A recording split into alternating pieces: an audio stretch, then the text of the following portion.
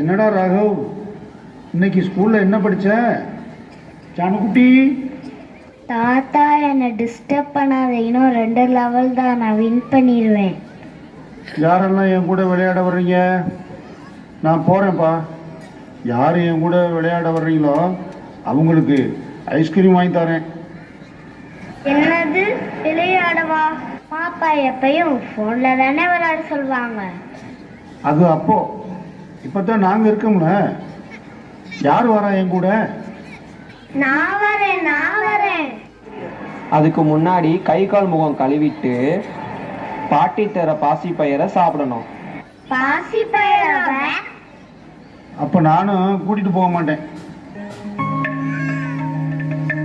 ஒரே ஒரு ஊரில் ஒரு வீடு, உறவுகள்